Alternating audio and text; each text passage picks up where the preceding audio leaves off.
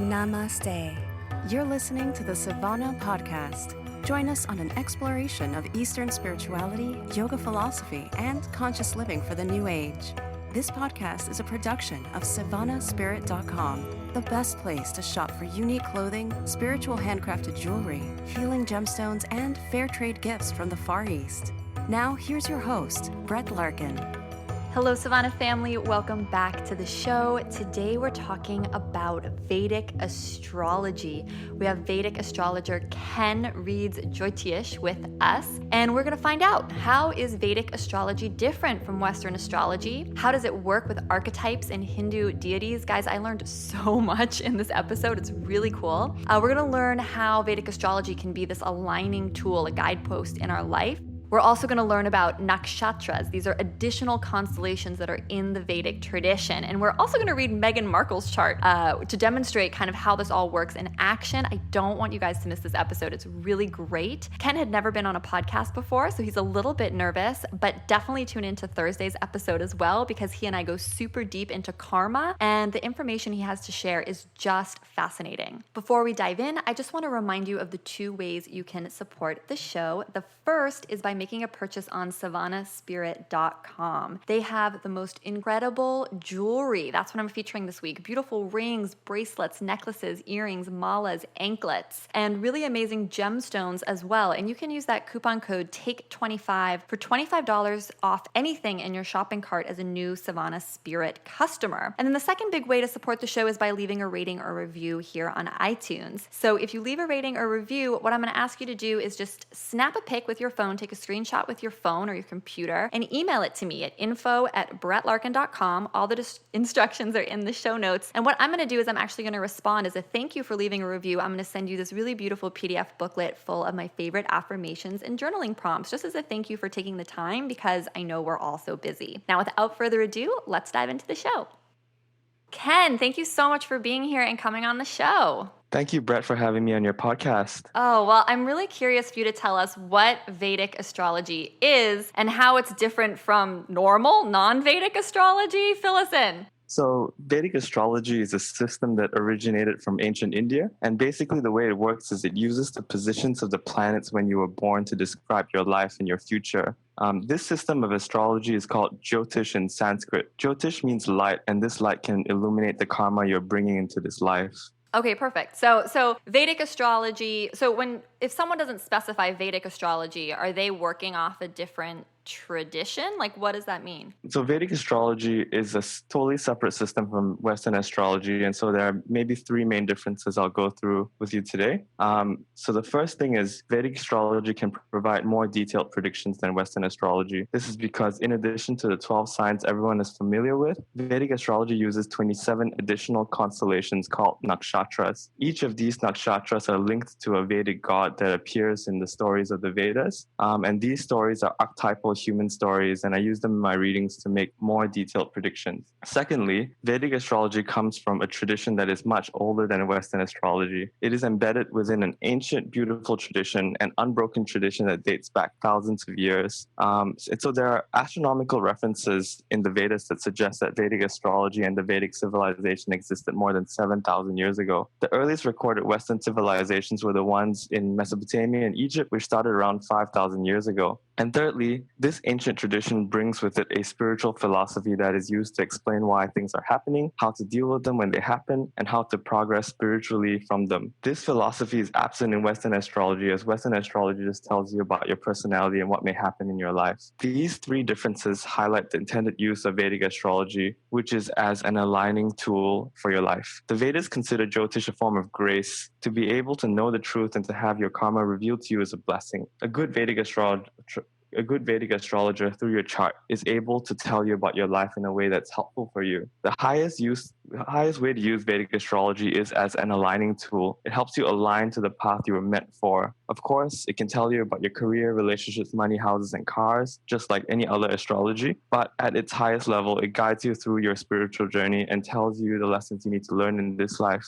I'm going to cut in and I want to know a little bit about your background, right? So how did you come by Vedic astrology originally and get interested in it? Oh, so the way I discovered Vedic astrology was through yoga. I began practicing yoga when I was a kid, and after a few years of that, I became very interested with where yoga came from. So that curiosity drove me to learn about meditation and the Vedas and everything around them, an experience I probably share with many of your listeners and yourself too, Brett. And somewhere in all that, I discovered Vedic astrology, and my interest was immediately piqued as I learned that it shared the same spirituality and philosophy as yoga. So I want to pause you again there, and can you tell our listeners, just because some of them might not be familiar, when you say the Vedas, what does that mean? What are you referring to? So the Vedas is this set of knowledge that comes from ancient India.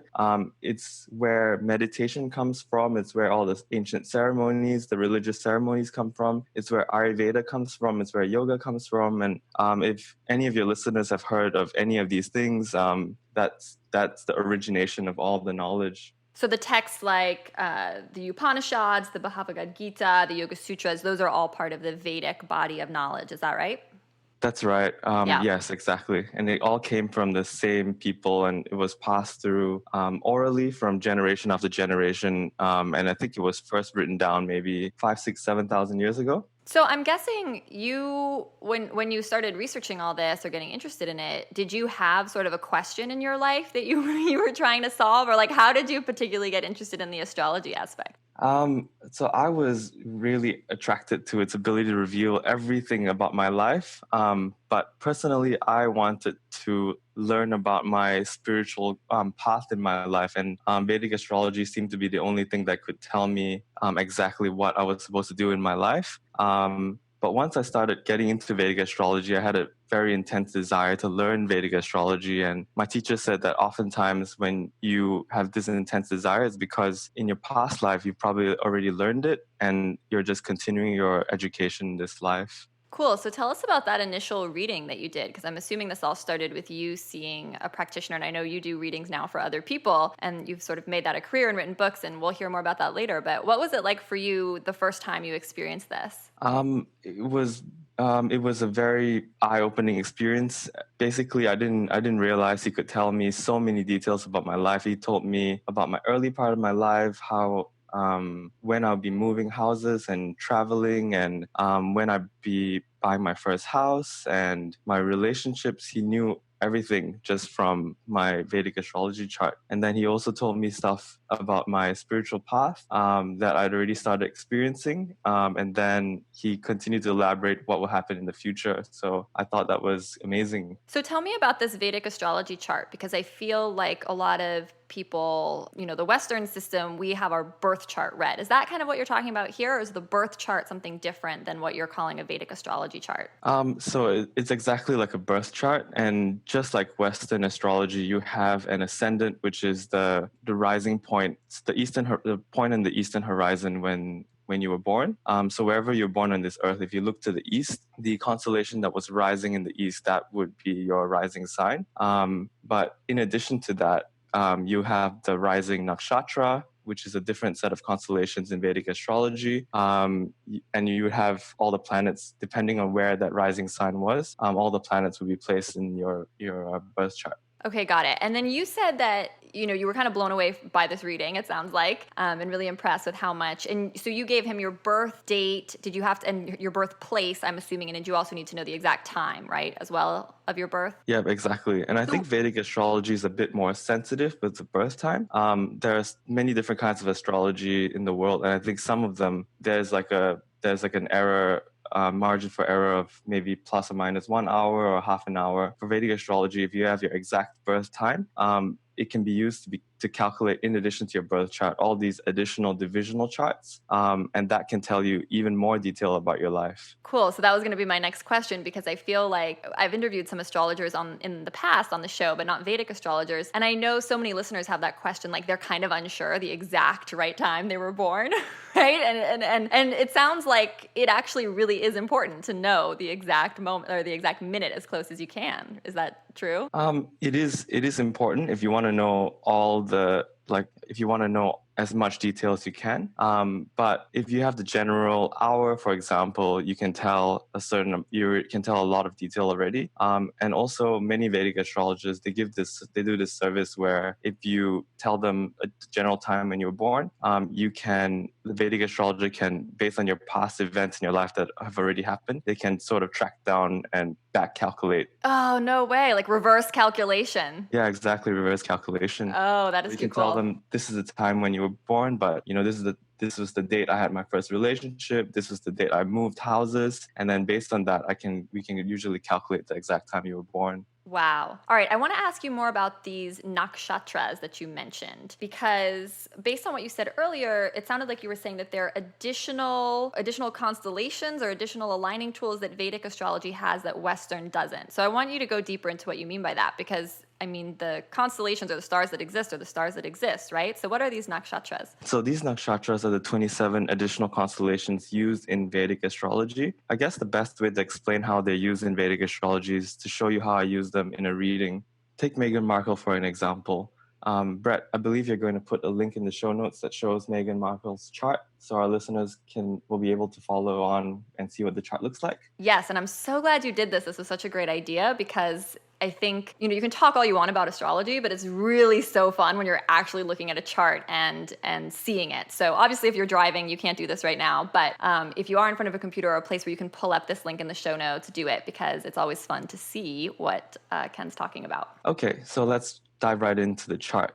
Let's talk about her relationships for a minute, because she obviously just got married. From her chart, I can clearly see that Meghan will face obstacles in her relationship that she will eventually overcome. And this is how I got to that conclusion.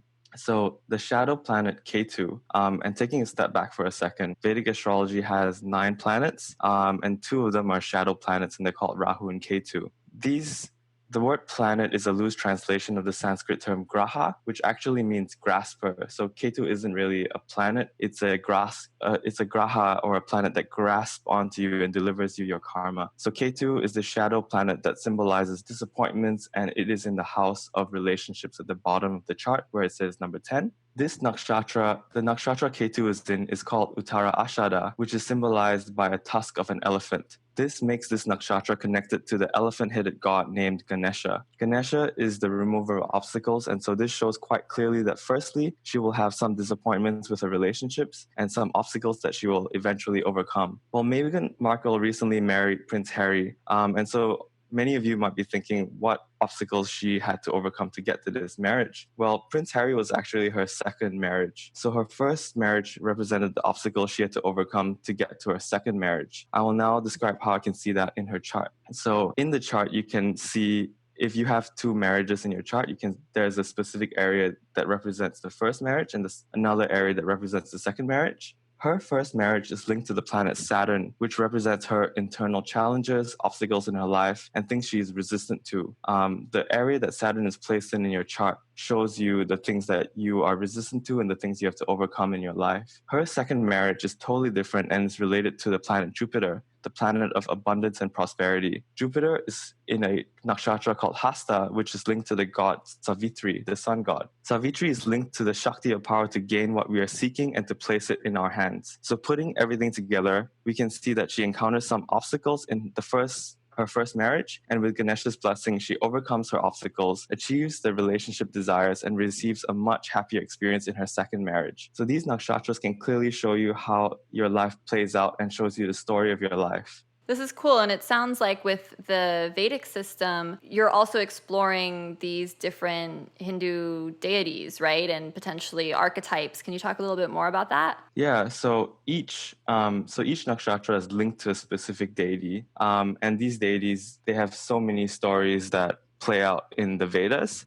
When you have a planet that, for example, is related to relationships, in a nakshatra that's linked to a deity, it's as if your life plays out in that same story. So oftentimes when I tell the story of a deity, of what happens in that story in the Vedas, the client, their eyes open up really wide and they realize that their life is basically playing out that same story. It's so funny. It's like we think we're all so unique and special, right? And it's like, nope, we're just living out these like telltale archetypes and, sort of plot lines that have been happening forever. All the stories in the world have basically already been told, and we're just living it out. Yeah, like you said, just archetypal stories. And it's so amazing that these stories, they're like 6, 7, 8,000 years old, from ancient India, and people in the US, in Australia, all over the world.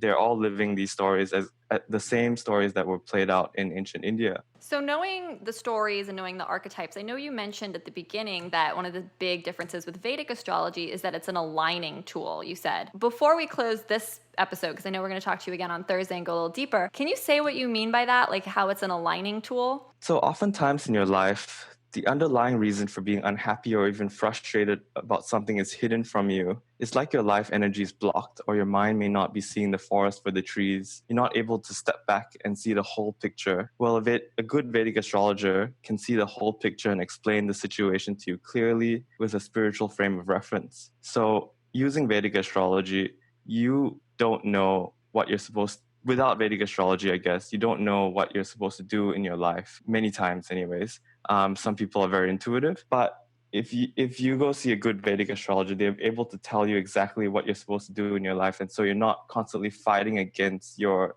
natural impulses. And I don't just mean that internally, I mean that externally as well. If you're meant for a specific career or a relationship and you're constantly fighting against that, it's really helpful for someone to tell you, this is actually the karma you've brought into this life, and that's what you're supposed to be doing in this life.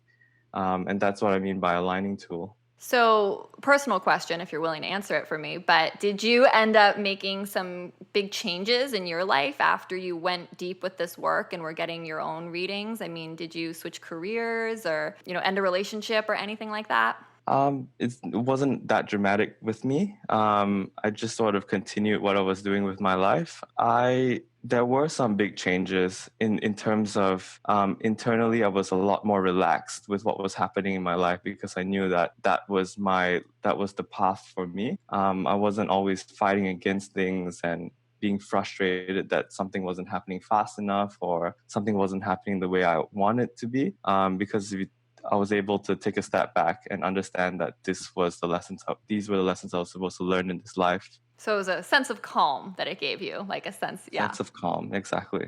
Awesome. So everyone, we're going to have Ken back on Thursday, and I really want you to tune in because we're going to talk about the philosophy of karma. We're going to talk about how karma is created and released. We're going to talk about, is it worth for us to do anything if astrology is telling us that everything in our life is already set? So he's going to tell us about that. And we're also going to talk about gemstones, which I'm really excited about because so many of you asked me on social media about how gemstones work. And remember, you can get gemstones at savannahspirit.com. So do not forget to support Savannah. And I can't wait to connect with all of you on Thursday. From my heart to yours, namaste. You've been listening to the Savannah Podcast. To find out more about Savannah, go to savannahspirit.com or follow Savannah on Facebook at facebook.com/Savannah Spirit. For daily inspiration, check out our blog at savannaeast.com. Be sure to join us next week for a new episode, and thank you for listening to the Savannah Podcast.